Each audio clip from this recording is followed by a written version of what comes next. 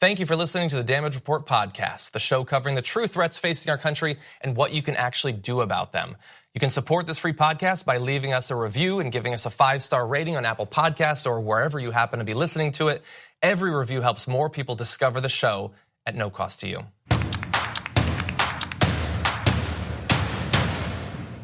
This is the Damage Report, everybody. I am John Idarola. We've got a great show for you, including a number of awesome guests. So momentarily, Chavala Madlena is going to be joining me in studio to co-host the entirety of the episode. She is perhaps most importantly my co-host from True North, my Arctic docu-series that was released earlier this year.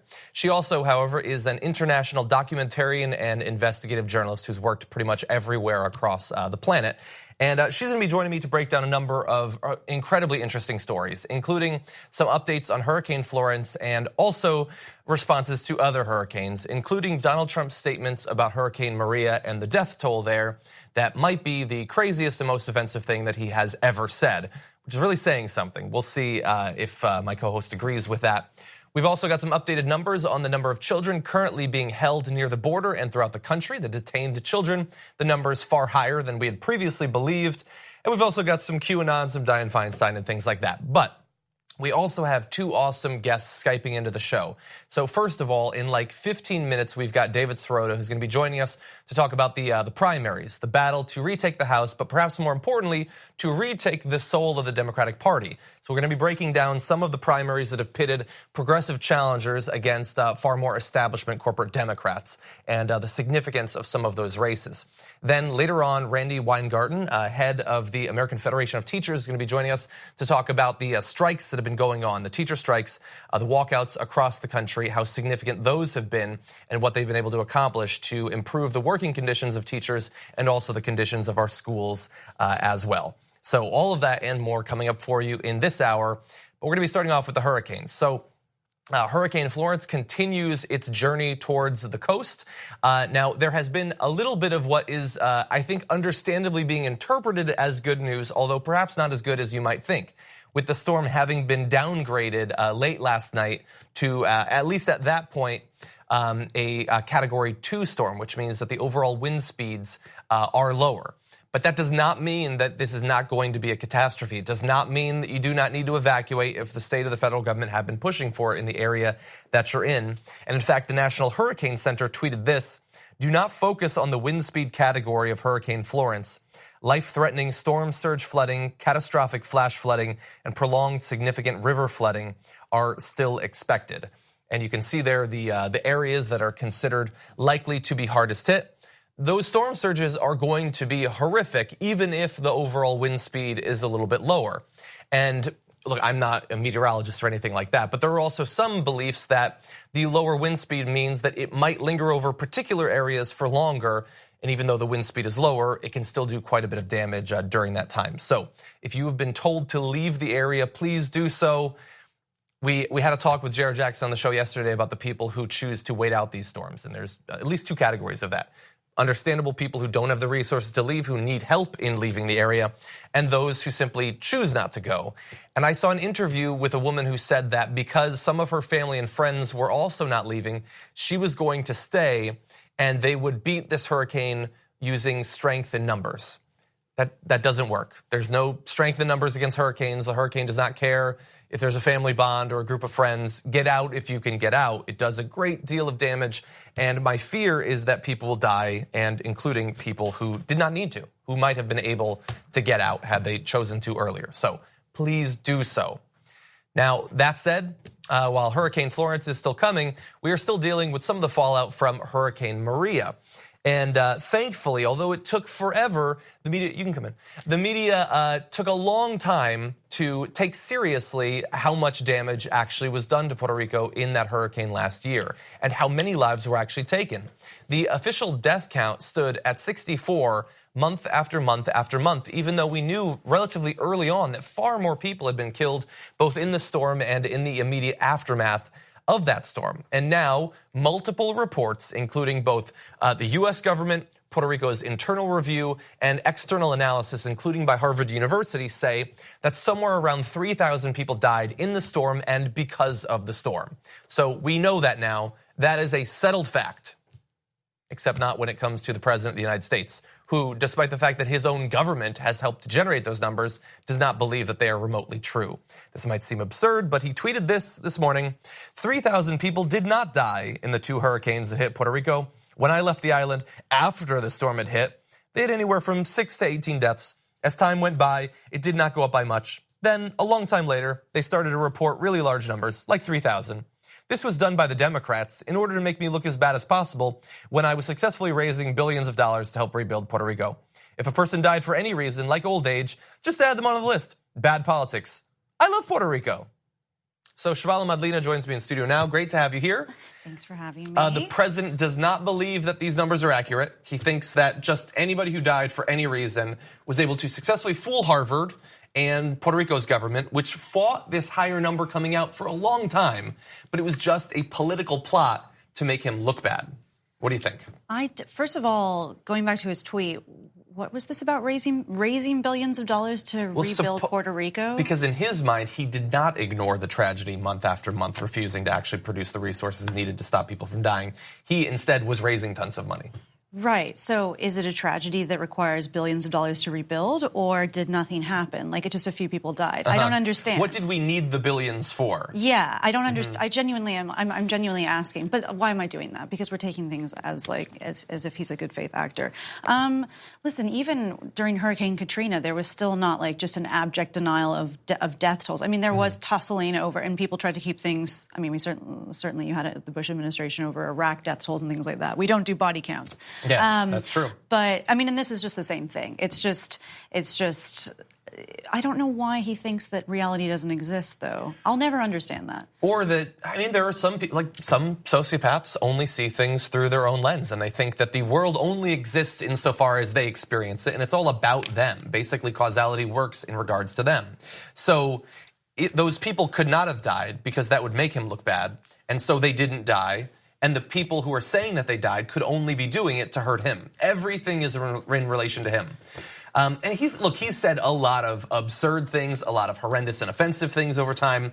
But coming out and saying, you have been lied to, thousands did not die, we don't have any lessons to learn, we don't have to do better next time because we aced it last time, ignore all of objective reality and all of that, this didn't happen, is right up there at the top of the list. Because now, it doesn't matter what I say or what Chavala says. It doesn't matter, the mayor of San Juan said that he was delusional, paranoid, and unhinged from any sense of reality. Trump is so vain that he thinks it's about him. No, it is not. Well, thank you, Carmen, but it doesn't matter. Something like 20 to 30% of the country will never accept those numbers now. Those 3,000 numbers, forget about that. For a third of the country, they don't exist. They're not accurate. Well, I'm just curious to see, there's going to be another, I mean, there's a hurricane coming off the coast of mainland, and that's Trump territory as well. And so are numbers not going to be real when they hit the Carolinas? I'm just curious to see how he handles objective. I don't know how much more of an objective fact something can be than somebody died from a hurricane or from a natural disaster. So I'm just curious to see how he's going to handle that one actually. We need to talk about a relatively new show called the Republic, or UNFTR. As a Young Turks fan, you already know that the government, the media, and corporations are constantly peddling lies that serve the interests of the rich and powerful. But now there's a podcast dedicated to unraveling those lies, debunking the conventional wisdom. In each episode of On the Republic, or UNFTR, the host delves into a different historical episode or topic that's generally misunderstood or purposely obfuscated by the so-called powers that be, featuring in-depth research, razor-sharp commentary, and just the right amount of vulgarity. The UNFTR podcast takes a sledgehammer to what you thought you knew about some of the nation's most sacred historical cows. But don't just take my word for it. The New York Times described UNFTR as consistently compelling and educational, aiming to challenge conventional wisdom and upend the historical narratives that were taught in school. For as the great philosopher Yoda once put it, you must unlearn what you have learned. And that's true whether you're in Jedi training or you're uprooting and exposing all the propaganda and disinformation you've been fed over the course of your lifetime. So search for UNFTR in your podcast app today and get ready to get informed, angered, and entertained all at the same time.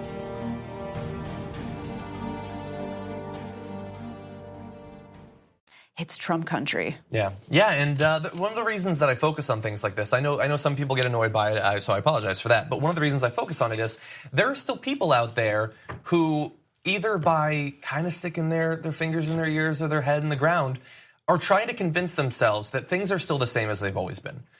Things were always bad. It doesn't matter if people say they're worse. It doesn't matter if 3,000 people died this time and 1,500 died last time. It's still fundamentally the same thing. So really, don't worry about anything.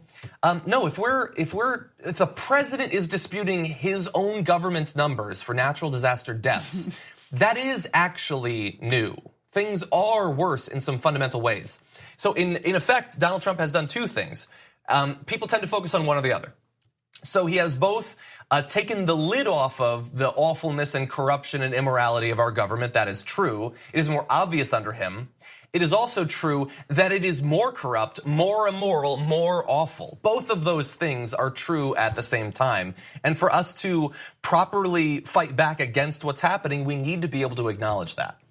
Right. And I just don't understand how he's going to, I mean, there's going to be people that are going to have to deal with re-election and the way that natural disasters are handled. Also, I believe that, I can't remember which of the Carolinas it was, but there's been an active tussle in the state legislature there over the last couple of years fighting against, there are people in the body trying to pass measures that will put aside money for emergency funds, for disaster relief and for just disaster preparedness. No. Can't have it. Why? Yes. Why? And one of them also passed a bill, I think 6 years ago, saying that we're not allowed to use climate science for anything having to do with sea level rise, which obviously influences storm surges and disasters like hurricanes. But I don't know how much more. Ignore the science. Yeah, I don't know how much more direct democracy can get than like your representatives literally want you to drown. I don't know how that's going to work for them. You can support or not support a politician for many reasons, but it should really be at the top of the list their willingness to let you die. If they don't care about the continuation of your life, don't donate to their campaigns. Don't organize for them. Don't knock on doors if they won't literally save you from death. Anyway, okay. They just want to put us in a hobbit home, so I'd rather die than live in a smaller home. As long as it's not near the coast, that might be an improvement. Probably more insulation, better energy efficiency in hobbit homes.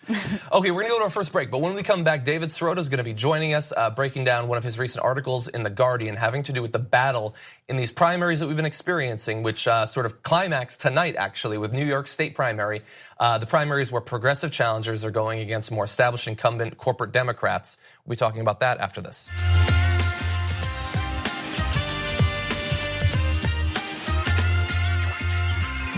It's been a long road through these primaries, but we've still got one left. That's tonight, New York, potentially one of the most significant with some of the highest profile races and extremely consequential races there, especially in the case of Andrew Cuomo versus Cynthia Nixon. Depending on who wins, that is a massive direction shift for New York that could send reverberations throughout the country.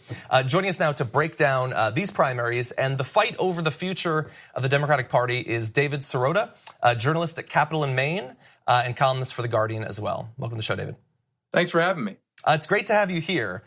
So I have a lot that I want to talk to you about, but I was given a prop at the beginning, and I just want to see your response because I know you're very interested not just in the different sorts of politicians we have, the more establishment corporate, Democrats, progressive challengers, but also how the media approaches those things.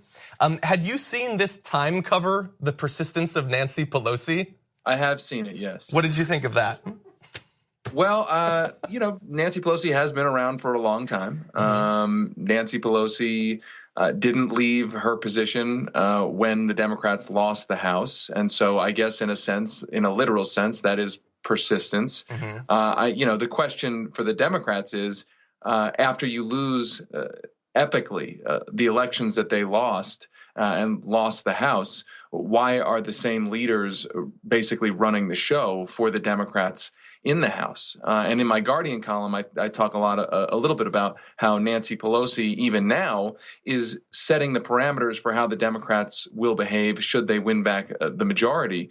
She's saying that single-payer Medicare for all shouldn't be a litmus test for the party's candidates. She's also saying essentially that budget austerity measures, budget cutting will govern the way Democrats put forward policy. not exactly progressive or really, I would say, inspiring messages from the House Democratic leader on the eve of what people are calling the most important midterm elections in a long time. And it really feels to me like just the latest perfect example of the pattern we've had several times in our country, where a Republican gets into office, passes massive tax cuts requiring budget priorities to be shifted. So then the Democrat wins because of frustration over the tax cuts, and then they do the work of cutting progressive priorities and not pushing for things that people actually support. So that's frustrating, although I guess not new in America. It's almost like the fix is in, right? And to be frank, I think the fix is in. What we see from our politics right now is essentially a consensus. I mean, there's a lot of discussion about polarization. Oh, the parties are so far apart. But in fact, when you look at policies, many of the policies that the government is dealing with, there is a bipartisan consensus. And we see a bipartisan consensus around budget austerity, cutting social programs. The government supposedly can't be too big. But of course, that principle both parties believe in policy and in their votes doesn't seem to apply to the Pentagon or to endless war. And so the question now is, are we at a moment where the public is so sick of that consensus that the public is going to start electing people who really explicitly challenge that consensus? Chavala? Hi, David. It's Chavala. So by all punditry, by all accounts of punditry, the House is looking to flip, but the question is by how much. But isn't that going to reinforce the fix that you were just talking about? Everybody's fear is this will not embolden the progressive wing of the party. It will just have two steps forward, 3 steps back. Well, I don't necessarily think so because of this. I think if the Democrats take back the House, there are going to be a group of progressive Democrats, some of them who've been there for a while, others who are poised to win elections after winning tough primaries, who can, in the majority, challenge their own party. I mean, you will have a voting bloc of Democrats in the House, newly elected, with more senior progressive members from the Progressive Caucus, who I think will be in a position to really exert their power. Now, the big question will be, after the election, will they actually go forward and do that? And that, I think, is a question about those specific members of Congress, but it's also that deeper question of whether the public that has been engaged in this election will continue to be engaged after the election. We have seen so many times in the past, especially on the Democratic side, where Democratic politicians will get elected and then the voting wave that elected them into office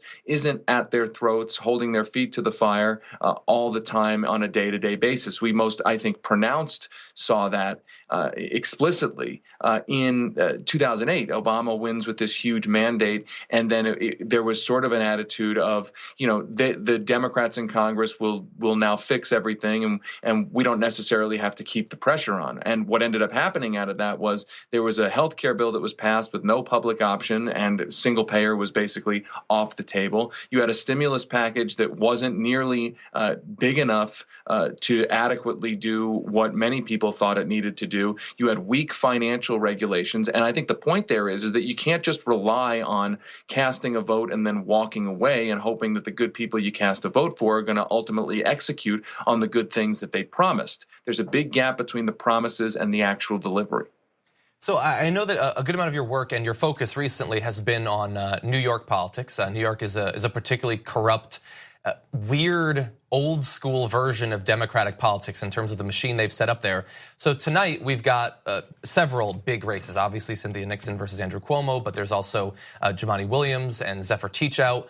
I guess in a larger view, in the primaries that we've had, how significant would you rate these particular primaries? And if Cynthia Nixon, if Zephyr Teachout were able to win, how big of a reaction do you think that would send throughout the media and the rest of the country?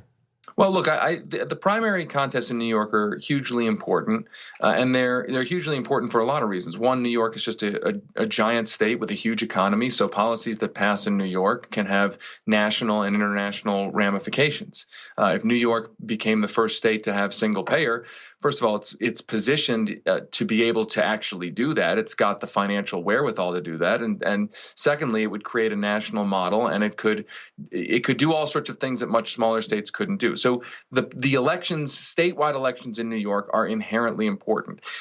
particularly at the attorney general level, because the attorney general is the attorney general that oversees Wall Street and is empowered to investigate Wall Street. And Donald Trump's empire is based in New York, so the attorney general there is also empowered to investigate the shenanigans around the Trump corporate empire. The problem in New York, or at least one of the problems, is that it's very hard for insurgent progressive candidates to win because the system is rigged in a way that's not necessarily even rigged in other states. I mean, we have a generally rigged political system in the United States, and in New York, it's like the worst of the worst. It's very difficult to register to vote, to switch your registration to vote. You have to do it months beforehand, before an election. There are questions about whether there are enough polling stations. There are reports about polling stations not being open until 12 noon. Meanwhile, you have to raise an absolutely enormous amount of money to campaign around that state because it's such a large state. You have LLC loopholes that allow LLCs to funnel money to corporate candidates in ways that they're not necessarily able to do in other states. So the primaries are really important. The Attorney General primary with Zephyr Teachout, that is a hugely important primary. The governorship, I mean, all of these primaries are big. But I think the point I'm making here is that let's really understand how much of an uphill climb it is against the entrenched Democratic machine. I think there's a good chance that some of these insurgent candidates can win, but I don't think we should look at if they don't win. You can't look at it and say, oh, this is a complete failure for the progressive movement. I mean, this is an enormously uphill battle. The fact that these are even close contests in the polls is already an amazing achievement, I think. David, in the piece you talk about how one of the big drumbeats of the progressive candidates and progressive wing of the party is single payer. And for the more establishment ones, the narrative is, listen, we built Obamacare and the Republicans just need to stop messing with it. And that is a false narrative. And can you just kind of talk through that? Because I think for a lot of people that aren't living inside and following, the horse race so in such a detailed way, it feels like the second act of a battle that's already completely convoluted. Right. So, look, Obamacare passed. The Obama administration helped kill the public option.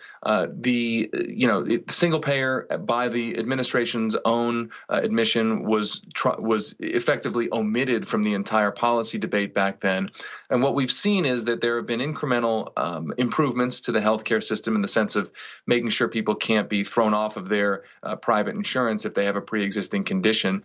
This was basically modest private insurance reform, if you're being really honest about Obamacare, and there was an expansion of Medicaid. These are important things, but these are incremental things. And I think that what has happened is that over the last 10 years, people the American public has realized that, yes, we support those incremental reforms because they're the barest minimum kinds of things that should be done in a humane society. But the healthcare crisis has continued. Skyrocketing premiums. You still have insurance companies at the center of the healthcare delivery system, in between patients and their doctors. Look, and so what's gone on is that you've now seen polls showing a huge increase in support for Medicare for all, and that's not surprising. People who are on Medicare, as the surveys show, are much more happy with their health care than people who don't get Medicare. That's not surprising. The Medicare system is not perfect, but it is a guaranteed system. It has lower cost of doing business, administrative costs. So it's not surprising that now you see polls where the public is saying we support this idea. And even Barack Obama recently gave a speech saying he thinks Medicare for all is now a good idea. Now, he's characterized it as a new idea, I think, because he doesn't want to acknowledge the fact that it's an old idea that he one time as a candidate used to support. He used to support single payer, but it doesn't really, you can go back and nail him for that. But I think the point is that the public has shifted. Now, the question is whether blue states in particular, but everywhere in general, whether they're going to elect Democrats who are serious about legislating single payer and or Medicare for all, that kind of system, or whether those Democrats are going to continue legislating health care policies that appease the donor class, appease the private insurance industry, the drug industry, the hospital industry, all of the industries that are invested in the current system. And so I think when we get to this election, are there going to be enough Democrats who get elected campaigning for Medicare for all, and then who deliver on those campaign promises. And watching that gap, that old saying, mind the gap between the promises and the actions once these people get into office. Yeah. Well, hopefully with the new Medicare for All caucus and a larger, certainly larger, hopefully much larger progressive caucus, we might actually see that. Well, David Sirota, a journalist for Capital and Maine, thank you so much for joining us, especially on the eve of these incredibly important primaries. Thanks so much for having me. Really appreciate it. Thank you. We're going to take a quick break, come back, much more to talk about.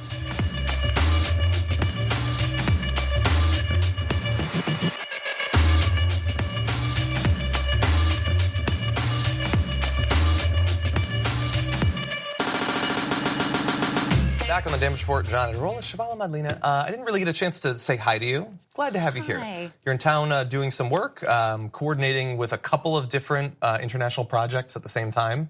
Well, I'm a freelancer, so I get to work from where I want to work from some of the time, and if the choice is between London and here now, I mean, I'm going to stay here for a little bit longer. Yeah, and I'm only going to say this because I know that it makes her really uncomfortable, but you've done work in the Arctic, various parts of Africa, Syria, Iraq, Afghanistan? Have you been to Afghanistan? Syria, and not Afghanistan yet. Okay, obviously in Israel. You've done work on North Korea. Done a lot of different work. We worked on a doc in North Korea. Exactly. Can I tell you about that? Yeah, you've worked all over the place. Some stuff. Okay, well, there's another situation going on with international ramifications. We've been talking for months now about the ongoing crisis at our border. And by crisis, I mean a man-made crisis. Doesn't need to exist. It's not Hurricane Florence. This is something that our government has chosen to do and to continue. And unfortunately, despite a huge amount of national and media attention on this story a few months back, now, not quite as much. But thankfully, the New York Times continuing to do reporting on what's going down at the border. And so we now know that the number of children being detained, generally at the border, although in some facilities around the country, is now at record highs. Population levels at federally contracted shelters for migrant children have gone up fivefold since last summer, reaching a total of 12,800. So this is not the same exact thing as the separations that were happening earlier, obviously, but the numbers are far, far higher. To put it in context, in May of last year, there were 2,400 kids in that situation. So a fivefold increase, despite the fact that Donald Trump and Stephen Miller and all of the xenophobic, anti-immigrant people say that all of the terrible things they've done have been to dissuade people from coming across the border. So those numbers should be going down. But instead, they have skyrocketed up. And apparently one of the reasons is that relatives and family friends of the children that are coming across unaccompanied are now so terrified of what could happen to them if they come forward to claim these kids that they're not. So they are staying forcibly separated effectively by government policy from their kids. The kids are going to be staying in these facilities for God knows how long as the number continues to go up. Yeah, so just to break it down further, the article in the Times was based on leaked documents that somebody in the House had shared with a reporter there. And they couldn't tell exactly why the process for it. So it's the same problem that we've been grappling with for however many years now of mostly Central American teenagers fleeing like excessive and horrendous amounts of gang violence. Yeah. It's so weird that they don't like read Stephen Miller's like policy tweets and then think, you know what, actually, I can cook meth. It's cool. Like it's fine. But yeah, so that problem has grown exponentially because the process by which they are then like rehomed. So what happens when an unaccompanied child comes into America is they don't get put in a detention center like we do with the adults, keep them in a cage because they're claiming asylum, criminals. We basically put them in a system that's akin to the foster care system. But with this, for some reason, and there's a significant chunk of those where like a family member or a relative or a friend of the family has been prearranged ahead of time to like liaise with them at some point once they've put their asylum claim in. And yes, the fear factor is there, which I think is holding up why some of these kids aren't being put into homes. But I also think that there's just generally like a second guessing of like every single step in the process, and it's a complete mess. And what happened during the summer threw everything into chaos. And these are children that are like, what did you do in your 8th grade summer? Oh, I spent my time in a cage or in a tent. And that some of them are intense, and it reminds me of tent cities. Yeah, it just reminds me of the tent cities you see in Jordan with the refugees there. And listen, that's we're paying exponentially for those as well. Yeah, crazy amount. Every time one of these stories comes out, there's more information about the expansion of these 10 cities, how they're expecting we're going to need more. Because some of these facilities apparently last year were at like 30% capacity. Yeah. Now they're at in the 90s.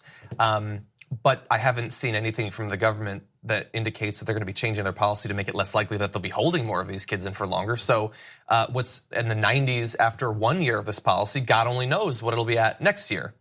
And by the way, when they feel the emergency need to put the kids elsewhere, do you believe that the standards they will apply to the facilities in the future will be stringent? I don't think so. What about the people who are going to be managing these kids? Are they going to be carefully watching what sorts of people these are? Well, that already hasn't been happening before the major emergency happens. Yeah, well, one of the kind of side effects of the outcry over the child separations was, I guess, semi-beneficial in that there was like much higher scrutiny on scandals that were happening at these facilities, which of course it's just a numbers game. I'm sorry, but if you have thousands and thousands of teenagers and kids and also people who aren't necessarily trained to be around children, some of them have just had like a background check. Yeah.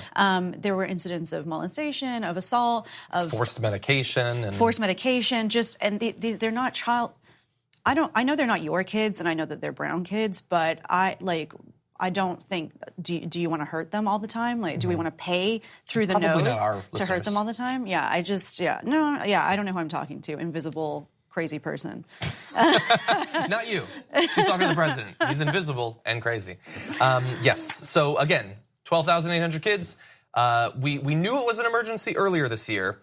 Some people might believe that things have become better, but no, they're quite literally 5 times worse. So just bear that in mind as we move towards these midterms. And again, just to really ram home that things are only as bad as they've ever been. No, they're at least 5 times worse in one easily identifiable metric. Oh, sorry. One last thing on that is that it's being spun as like, see, we need to fix our broken system. And it's just, We do need to fix our broken system, but this is not fixing it. This is breaking it in all new ways that we hadn't previously known about. I know. Yeah, exactly. Okay, we're going to take a quick break. Lots more to get to when we come back on the other side.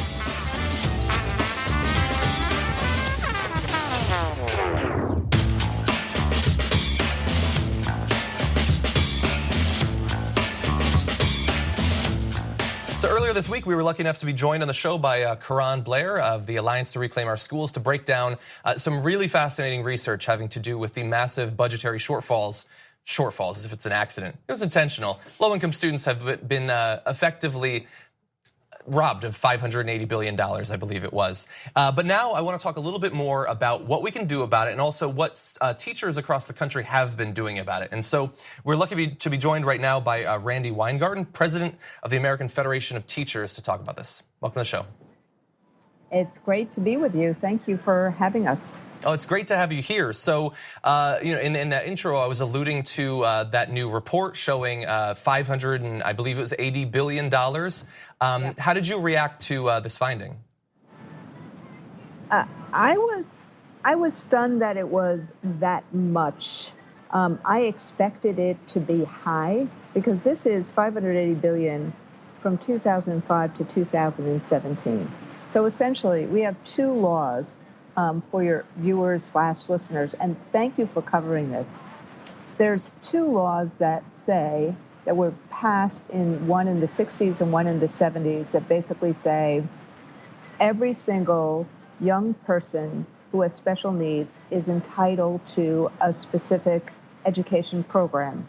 And it was always promised to be funded by the federal government to the tune of 40%. It was never funded more than about 10%. And the second thing is Title I, which Johnson passed, and that was every single poor kid in the United States of America should have a level playing field. And when you add up the deprivation, that it was $580 billion. And what that means is that kids don't get guidance counselors. They don't get AP courses. It's not simply all the stories we're not seeing like the cover of Time magazine, which says, I have a master's degree, I've taught for 16 years, and I have to sell plasma to actually earn a living because my teacher salary doesn't earn me enough. This is a matter of kids who go to more wealthy schools in high tax or more wealthy areas, because mostly schools are funded by property taxes, they get this stuff, and everybody else doesn't. And that is how we are hurting, undermining our promise to the next generation that we are going to help them on the ladder of success.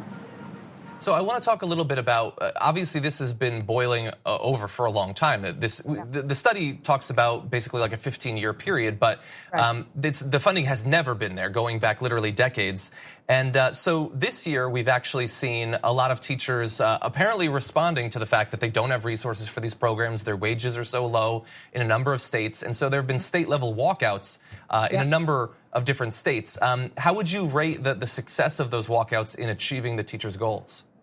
Well, they are step one in terms of achieving goals. At the end of the day, you have to change policy, and you have to change some of these formulas. There are 10 active lawsuits that are challenging these funding formulas, state after state after state.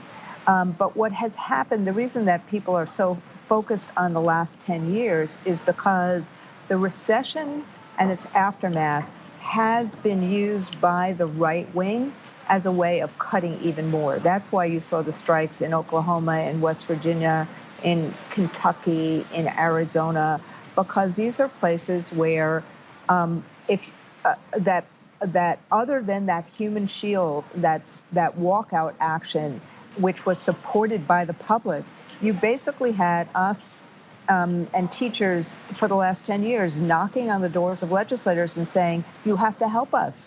Yes, we're always going to take money out of our pockets to help kids, but we can't fund guidance counselors for schools. We can't fund nurses out of our salaries for schools. We can't fund AP courses. We can't fund lower class sizes.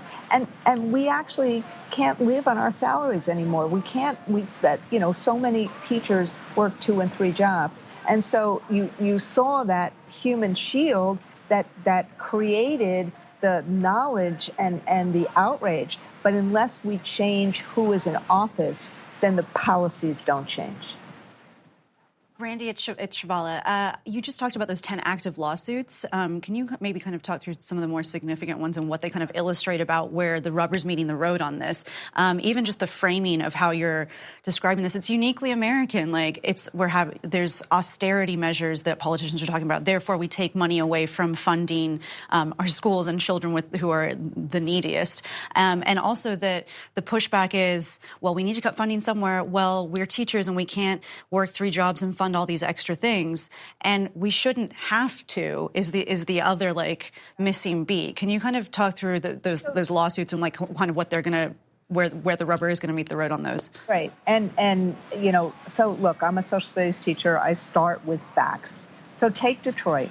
There's a suit right now to sue for the right for literacy. That there needs to be enough resources from the state of Michigan to ensure that every single child has the opportunity to be literate. Because you need to read to learn. You need to learn to read by 3rd grade, and then you read to learn. So that's one of the lawsuits that's there. And of course, the middle courts in the state of Michigan denied that. We often have to go to the highest courts. There are lawsuits about the conditions of schools. Take what's happened in Baltimore, where there was not enough heat in the winter and there's no air conditioning in the summer, so schools were closed.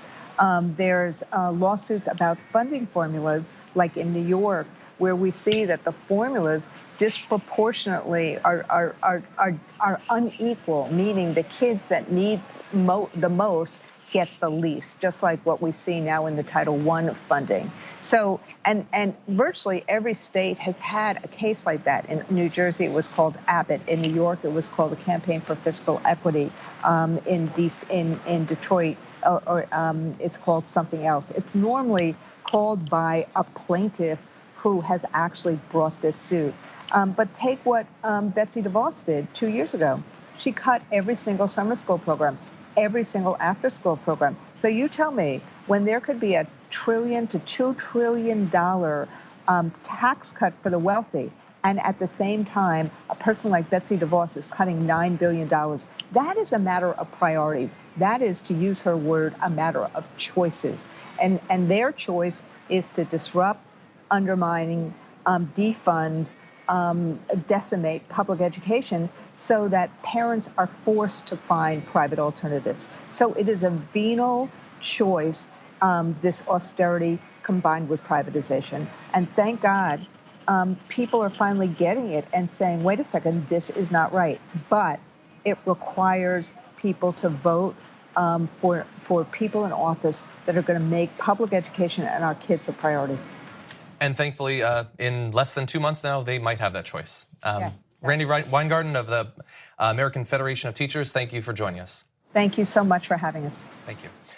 One more break for you. Lots more we're going to try to fit in just a few minutes after this. So we usually like to finish the show with a little bit of fun, so let's turn to methane deregulation. The Environmental Protection Agency is expected perhaps even this week to make public a proposal to weaken an Obama-era requirement that companies monitor and repair methane leaks. So this fits very much into the climate strategy of Donald Trump and the EPA over the course of the past year and a half, where the incremental gains made at hard cost over 8 years of Obama's presidency have been stripped away one after the other. They've been working on this one for quite a while, actually. And so, by the way, and not just this. So the EPA is working, also Department of Interior, which plans to repeal a restriction on the intentional venting and flaring or burning of methane from drilling operations. So again, this is intentional, by the way. So you have the intentional emission and burning of methane. You have the regulations Obama put in place to try to limit how much leaking of methane is going on. And to give you an idea of how much you should care about the continuation of these regulations, Kathleen Sagama, president of the Western Energy Alliance, said, "It's a neat pair of proposals on methane." Before, it was a record-keeping nightmare to not leak methane all over the place. And the reason we care for this is because although methane makes up only about 9% of greenhouse gases, it is between 25 and I've seen 83 times more effective than carbon dioxide in trapping heat in the atmosphere. And we're about to intentionally and accidentally emit more of it. Yeah, like this is one of the, if you believe that the planet is warming, this is one of the key things you should care about. Don't say if you believe. I know. You're one of those. I keep talking to these invisible crazy people. I don't know why I keep doing that. But it's just like I always like start at the base fact. And it's like this is just a base fact. Come on. So with that quote from Kathleen Sagama or whatever her name was, she's like the head of the Western Energy Alliance or something, which sounds Association of Independent Oil and Gas Companies. Yeah. That made me think the way she was talking. It was a red tape nightmare in the field and really hard to implement. Record-keeping nightmare. I'm like, so you weren't even doing it? That's what it sounded like. It sounded like and I'm sure that was, there's a lot of rough estimating out in the field. So there's already that. And then I believe her quote after that was, it's just about the administration. The last administration believed environmentalists. This administration believes industry. That did not help your cause in any way, Kathleen, however you pronounce your last name. Sigama. Her last name has been affected by too much methane. It melted. This is not about belief. It's not like that there are two competing studies. Methane's bad for the environment. Methane's actually great, tastes amazing, low calories. It's not like that. It's methane's terrible for the environment and shut up, I want some money. That's all it is. And I guess the government believes the money argument a little bit more. But it's not like new findings have shown that methane is actually not that bad or we were leaking less of it than we actually thought. Those base level facts, as you were alluding to, are just as true now as they were under Barack Obama. We just don't care. We are willing to set the country and the planet on fire to perhaps incrementally, for a short period of time, increase corporate profits for the Western Energy Alliance and other independent oil and gas companies. Yeah, so the people who would say, okay, I do, like the spokesperson, I don't know how you can be a thinking, intelligent, educated person and sleep at night and be working to push industry priorities ahead of just clean air and people not dying and getting sick. Okay, if you want to take that, if you want to take making money over burning the planet down, literally causing actual deaths per year, what is it going to take? What is it going to actually take Yeah. Why don't we just go full, like, whole hog? Like, what would be her whole thing of, like, this administration believes industry? What do you mean believes industry? There's no, like, there's no competing narrative. Your narrative is just, you're not there to set the tone, set the environmental standards. Yeah, it has more funding. You don't know about the environment. Like, well, unfortunately, I wish we had more time. We do have to cut out. Thank you, Chavala, as always, for coming in. It was great to have you on these last 2 times. Thank you for watching. We'll be back tomorrow with just one more show for you this week.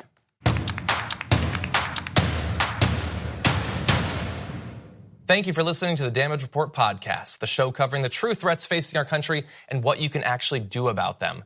You can support this free podcast by leaving us a review and giving us a 5-star rating on Apple Podcasts or wherever you happen to be listening to it.